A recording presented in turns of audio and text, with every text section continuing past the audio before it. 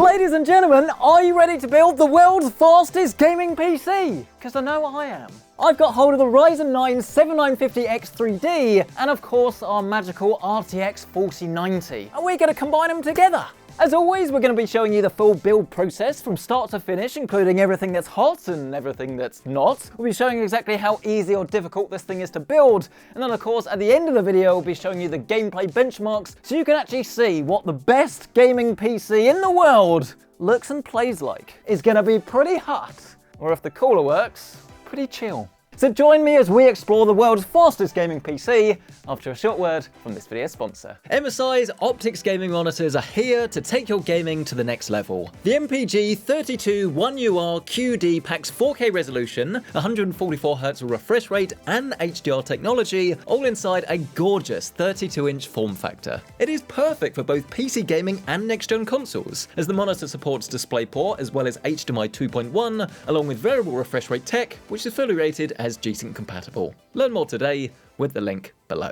The star of the show today is of course this, the Ryzen 9 7950X 3D. And if you do want a gaming PC that can do literally everything but is still very much focused for gaming or maybe game streaming, then this is pretty much the CPU you're going to have your eyes on. It's not the cheapest thing in the world. The price of this is around about £600 to £700 depending on when and where you get it from. But the big difference with this is that it does actually have a 3D cache. And what that essentially means is that you've got extra cache that's actually stacked on top of each other, hence the name 3D. And AMD have already shown off benchmarks for this that actually show this getting like up to 30, even 40% performance gains in certain titles. But it's not that I don't believe those benchmarks, but they're in 1080p, which I think with a CPU like this, especially with an RTX 4090, is a pretty silly comparison to make. I've actually already made a video though that shows the differences between this and the standard X version in real world titles at 1440p, 4K, ray tracing. You can find that video in the top right corner of your screen. But it does show that this is actually still a much stronger CPU in a fair few titles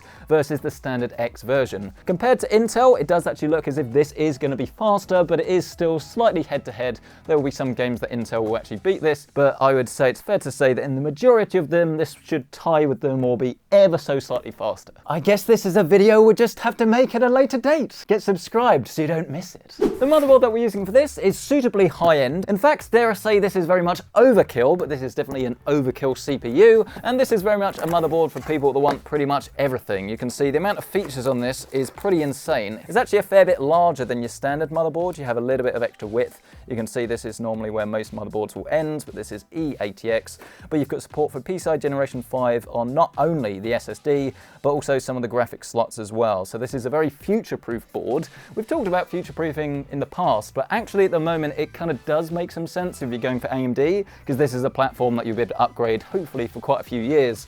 So maybe you can grab like a 8 or 9000 series CPU, do a BIOS update, and then essentially you've got a more up-to-date rig. Because here's the truth, right? Despite the fact that we're using the world's fastest gaming CPU, this is still going to bottleneck our RTX 4090 in certain titles, especially if you're playing at 1440p. So this is almost a little bit of a devil at the moment, because while the performance on this is insane, the CPU does struggle to keep up in certain situations. But let's grab our Ryzen CPU and actually take this out of the box, and you can see it doesn't come with any form of cooler.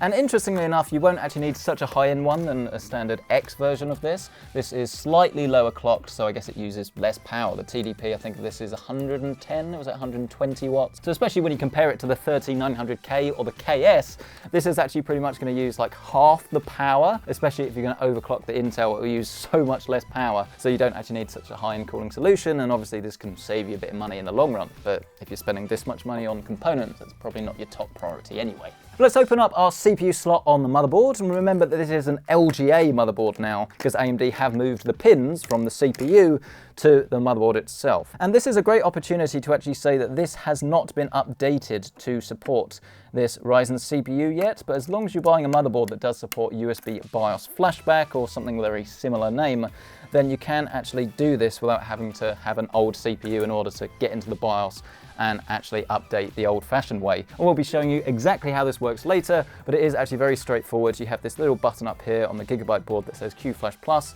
and as long as you have a FAT32 drive with the new BIOS labeled exactly the right name, you just put it in here, power it on, and then press this little button, on and then wait for a light to go out. Then your motherboard is actually ready to turn on and your new gaming PC can begin with these brand new 3D CPUs. Pressing on to step number 2, and we have our memory or our RAM, and it is worth bearing in mind that if you're going for AM5, you should really be looking for a kit that says AMD Expo on it, just because it means that compatibility should be better. The Intel XMP ones do work, but anything over 6000 megahertz on Intel XMP tends to be a little bit funny and doesn't always work, so I'd advise looking for this little red logo. This is a kit from Corsair. It's their Dominator DDR5. Comes in black or white, and it is very expensive, but as you can clearly see, this is one of, if not the most attractive kit of memory on the market. If I was building myself a dedicated gaming PC, I'd probably look for something a little bit cheaper, but for the ultimate gaming PC, I think we've got to go with this. Let's open up slots 2 and 4,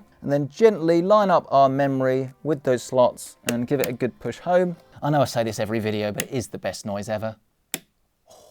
Then we can press on to our SSD. This is the 980 Pro. They do actually do a 990 Pro as well, but to be honest, if the price was quite a lot cheaper, I'd probably go for the 980, but it depends really what you need. For gaming at the moment, anything over 5,000 tends to be the sweet spot really, but obviously again, if you're going for a super high-end PC, especially with direct storage, this should actually come in handy in the coming years. Still no sign of those mysterious PCI Gen 5 SSDs though. We were promised them last year, yet they haven't turned up. If I was a betting man, I'd actually say it's got something to do with thermals, but I guess we'll have to wait and see. Watch this space, or watch this channel. Get subscribed if you're not already. Remove this protective peel from the underside and actually from the top as well. It does look as if last time I built on this, I forgot to take that off. Maybe I had a heatsink on it already. I'm not stupid most of the time, but we just drop this in, use the quick release, and then put the heatsink back on top. The next step before we put this inside our chassis is to actually open up our cooler box to see if there's any hardware that we need to put on the motherboard, because it's always easier to do this now. And the Ryuo is actually a really interesting cooler because Asus were one of the first to actually put a display on their cooler. I don't know if you remember, but they released the ROG Thor power supply and the first gen of this pretty much at the same time, both of which had screens on. And this seems to have caught on and everyone seems to be making them. Power supplies not quite so much. But let's pop this down and open her up and see what we have inside. Loads of plastic bags that probably aren't great for the environment. Some room for improvement there, Asus. But this is actually a 360 cooler with even more plastic on it. Really? I mean, that is bad. I don't normally call these things out, but maybe I should start. Ugh. You lose marks, Asus. But here's the cooler. Anyway, you can see the pump head is actually pretty big because there's quite a lot of depth where you have the screen and the latest Azatec pump as well. Thermal paste, as you expect, is pre-applied. A lot of people say you replace this and use your own. In practice, I don't really think it makes too much difference, to be honest. But of course, being a 360 radiator, you get 3 RGB fans in the box as well. If these are loud and horrible, rest assured, I will be telling you. Seriously though, am I going mad? Is it just me, or is this a ridiculous amount of packaging that is completely not required at all? Let's open up our cheeky stash though and have a look at all of our mounting hardware. The good thing about this being Azatec is that you do know it should be pretty straightforward to install because it's always pretty standard. He says seeing some clips that he's never seen before. Welcome back to another episode of It's Manual Time with Marcus. Maybe I should change my name to Emmanuel. That would only work if it was a digital manual, because it would be Emmanuel. Please don't leave. Let's bring our motherboard back. Use our crosshead screwdriver to remove the default AM5 mounting hardware. Pick up the replacement Asus bracket. Line this up with where it was before. It is labelled CPU up. Surely you can't get that wrong. Use the same screws to fix it back down. Grab the RGB fans that come inside the box and gently lay them on top of the radiator. You want to make sure that the cables are arranged so that they can come out the back, otherwise you have to undo the whole thing and start again, which is very annoying. Use the screws that come inside the box and just fit these down. We can plug the fans in now actually into this little splitter, as it should be easier to manage later on. You've got one for fan speed and one for RGB.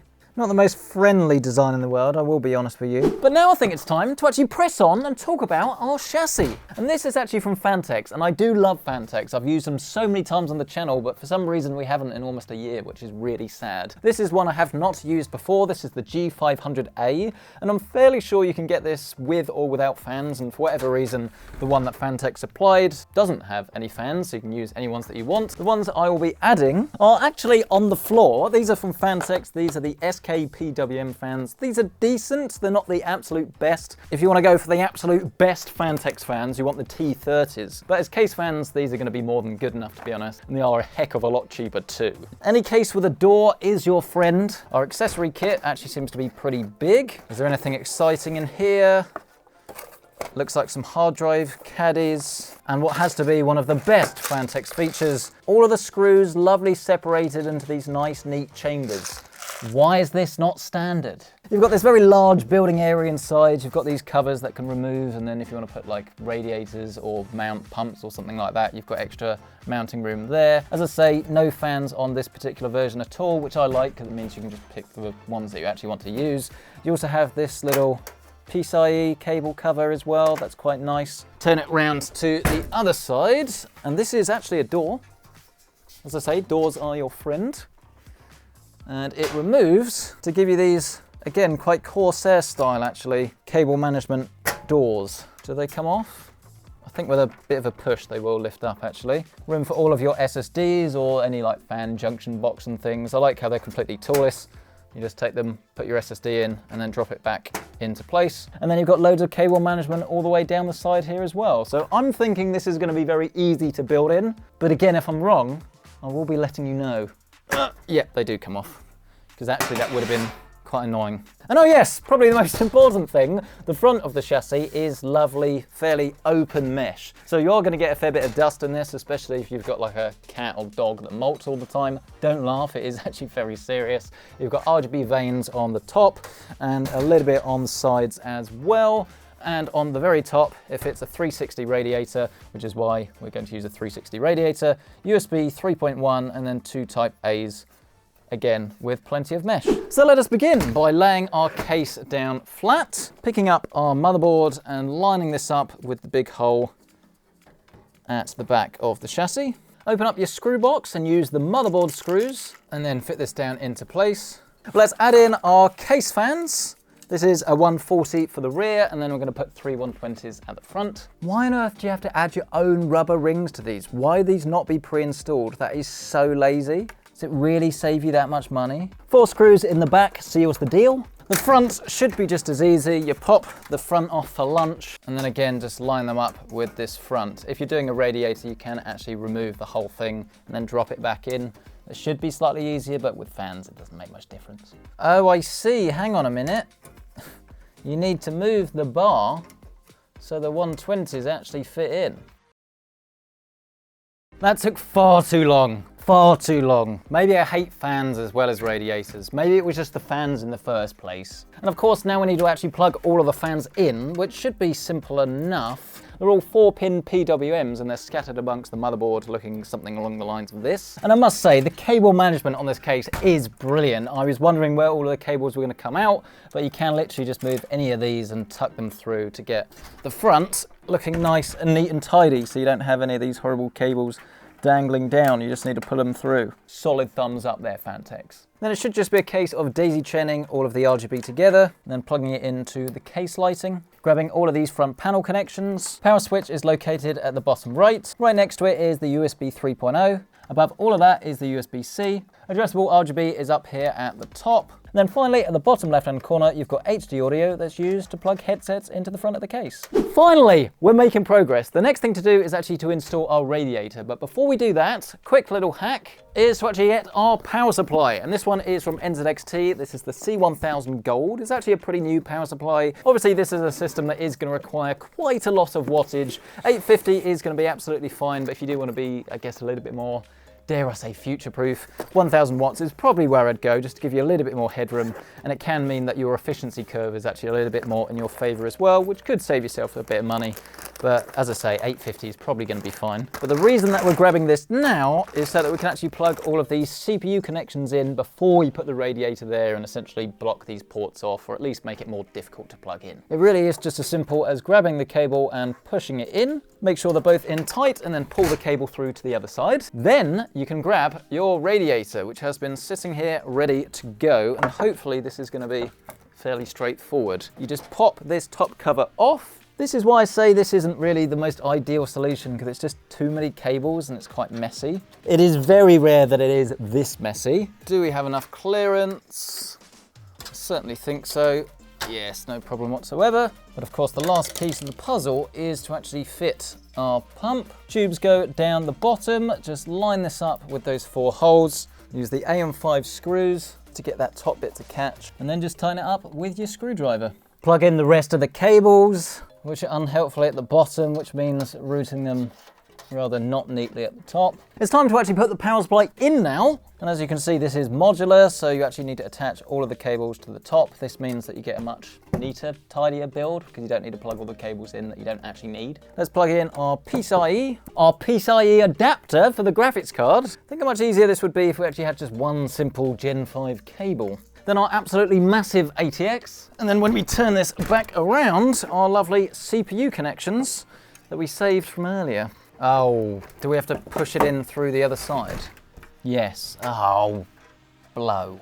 I don't think there's any other way of describing this as pull all the crap through the back of your system. And then, finally, I think we're ready to actually install arguably the most exciting part of any gaming rig, our RTX 4090, and this is the lovely Founders Edition, probably my favourite one of the lot. It's tasteful, it's big, but it's very quiet. And it's very cheap. Oh no, wait, it's the opposite. This costs about £1,800. I think my first card genuinely cost the same amount. But to be fair, that didn't play any games. This is going to let you play 4K, 120 Hz, and pretty much every single title. I've actually been playing some Returnal recently on a very similar GPU. It's the PNY version of this, and even with ray tracing, everything turned up to max. I'm easily getting 4K 120 on the TV downstairs, and it is phenomenal. This should be very simple to install. Just line it up with the slot, give it a nice push, screw it into place, and then finally, grab our bundle of fun from behind the PC. This would have been so much better if I'd used a power supply that actually had PCI Gen 5. Come on, little monster. Oh God, there's just so much. It's like giving birth. That connects just like that. I think the cable tidy is gonna have to go because it's too bulbous. But otherwise, that is just about done. What do you make of our system? And I say 2 things. Firstly, this is a powerhouse PC that once you turn it on, it is going to look absolutely awesome. But then on the other hand, it is a bit of a cable management nightmare. I think the cooler itself looks nice, but I'm really not a fan of the fact that all of these cables have to go up like that. Maybe you could rotate it 180, but then obviously you've got the tubes the wrong side, so that's not ideal. This is definitely going to have to get swapped out if you want it to look good. And the power supply itself, I'm not a fan of how, well, bulbous that is as well. So custom cables would help here. But all in all, as long as you can give it a little bit more love than we have here today, I think this is going to be pretty awesome. Here comes the moment of truth though, which usually would be plugging this in and actually seeing if it works, but today is to actually update the BIOS. And immediately you can see we've got power, which is good. But if we try to turn this on, it's not going to work until we've updated the BIOS. So I've got the new BIOS file from the Gigabyte website. This one is called gigabyte.bin on a FAT32 drive, which is actually quite hard to come by now because it has to be quite a small one, maybe even USB 2 as well. It's not ideal, but you can make it work. You just plug it in to the back where it says BIOS. All you need to do now is hold this button down. All we need to do is wait for this light to go out. The instructions say 2 to 3 minutes and then it will shut down. So I think in the meantime, I will get our monitor connected. Hang on a minute. The light has gone out. The light has gone out. And we have RGB. We did not have that before, which is promising.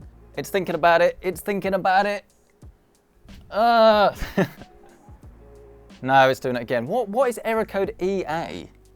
Never heard of this thing before. EA indicates trouble booting with the media. Let's try one more thing before we panic, which is good old HDMI. Because sometimes it displays like a DisplayPort 1.4 connection and it gets confused. I lied, it's one more thing before I start to panic, and that is just to clear the CMOS and start again. So it's done our memory training, and you can see we're cycling through all of the error codes. That looks pretty good to me, so why we're not actually getting an output is a little bit strange. The graphics card's lit up and it says AO, which usually means all okay. So what was that all about? What was that all about? I'm not complaining, but I honestly was starting to panic. I was holding it together for the channel and the professionalism, but inside I was dying. There we go, clearing the CMOS seems to have fixed it. Not sure what that's all about, but the fact that we can actually now get into the BIOS, It's fantastic. There it is, 7950X 3D. Let's enable our Expo profile and then save and reset, and hopefully it should boot straight into my copy of Windows. Interestingly, I think it's doing it again. I think it's just bad media. I think it's actually the SSD. So let me grab a copy of Windows, whack this in the back, spend ages sorting this out, installing some games, and you'll see me in just a second. Which for me is like 24 hours, big sads. Okay, so things definitely got a little bit weird. Unfortunately, I was actually unable to get the motherboard to properly work, and I think the problem lies in the fact that whenever it was flashed with this like pre-release non-public BIOS. I guess was supposed to work, and I've heard that it does, but it basically didn't. And something about that motherboard stopped working to the point where I could actually get into the BIOS. Sometimes I could even enable Expo memory, but as soon as you actually wanted to boot into Windows, it essentially just said no, and you're getting all these really weird error codes, different every time. I've actually sent it back to Gigabyte, and they will let me know what the problem was, and then I'll pin it in a comment down below. But in the meantime, we've swapped out to this, the ROG Strix X670E E gaming Wi-Fi motherboard, and as you can see, everything seems to be fine. I have also swapped the SSD just because that was in that motherboard, but obviously it's an SSD, so it shouldn't really matter. But now that the system is on and very much alive, we can actually take a proper look at it. And as I say, cable management internally I think could do with a little bit of improvement. The cooler itself I do like the look of, but the mounting mechanism as well meant that it was sort of easy to not bend it, but just I didn't really like the mounting mechanism, and I think it's actually slightly askew at the moment. But the whole system I think really does look great actually. I absolutely love this Phanteks case. I think it looks wicked.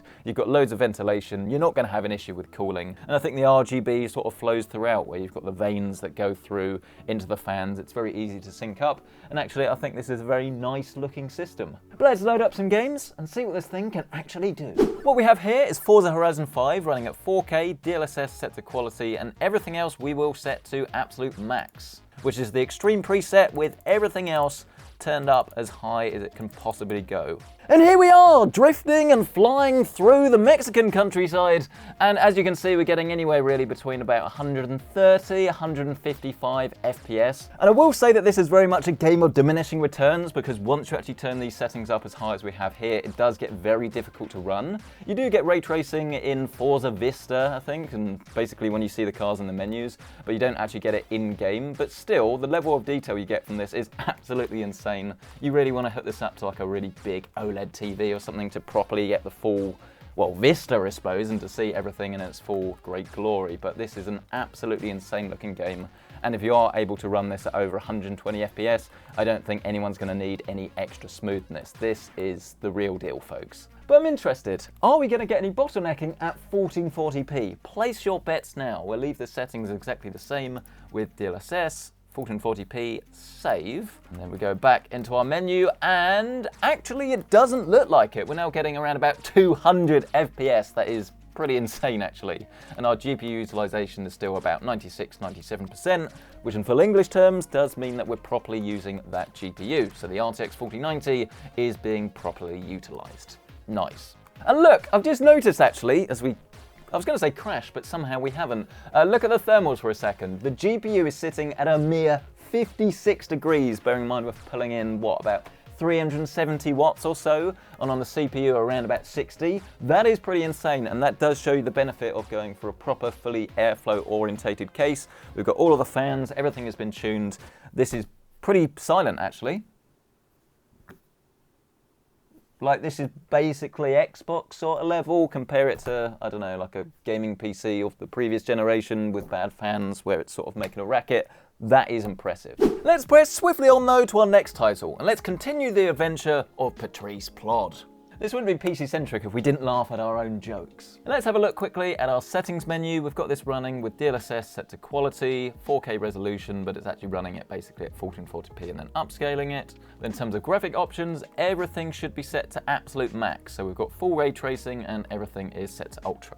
And let's have a look then. Our frame rate is around about 90 to 120 FPS depending on where and when we are in the game. It's definitely worth noting that our GPU utilization in this is slightly lower than where I'd like it to be. There's definitely a fair bit of CPU bottlenecks from time to time, but you can see we're not wasting, but we're not utilizing around about 10% of the GPU in certain situations. I've turned this down to DLSS performance now, and something quite interesting happens, because all the time we're in these like tight corridors when there's not that much going on, you can see our frame rate has increased quite a lot, as clearly we were GPU bottlenecked in this scenario. But then as soon as we go back downstairs to where the area gets a lot more CPU intensive, you can see the frame rate actually plummets back to where it was before. So the difference between like 80 to 120 FPS is a lot, but it's not like crazy. Whereas the difference that we have here between about 165 FPS dropping all the way down to like 85, 90 FPS in certain situations is definitely quite jarring. And there is one more setting we can actually change to try and increase our frame rate, which is to turn on DLSS frame generation, because this will actually help with our CPU bottleneck.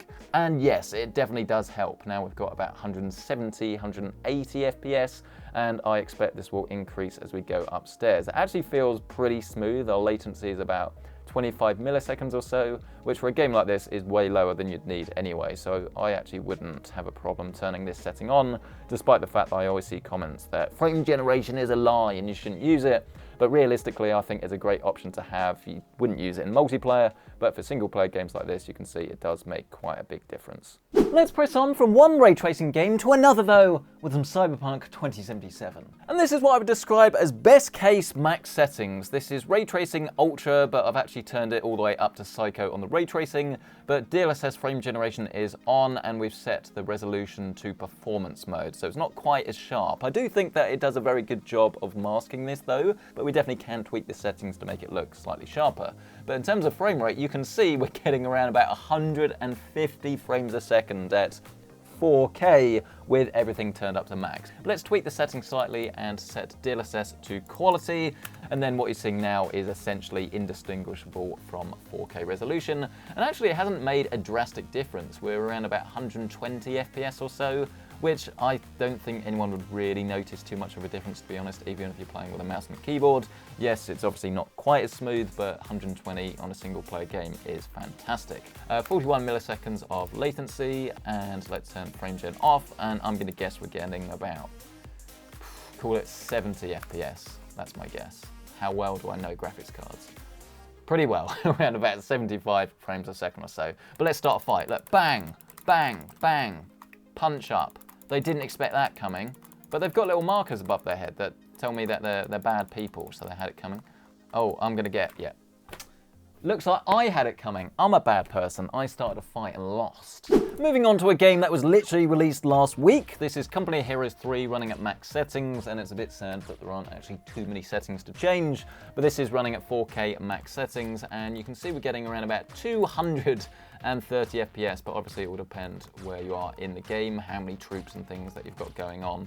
You are going to get bottlenecked a little bit at 1440p, but either way you're still going to be getting pretty much a minimum of about 170 FPS with this setup, even if you're playing at 4K resolution. So I don't think Company of Heroes 3 is really going to stop you from achieving FPS madness. I mean, don't get me wrong, I really do like this game, but it doesn't really seem to be too different to the others, if I'm honest with you. I mean, it's good, but unless you're a big Company of Heroes fan, I'd probably say wait for it to come down in price ever so slightly.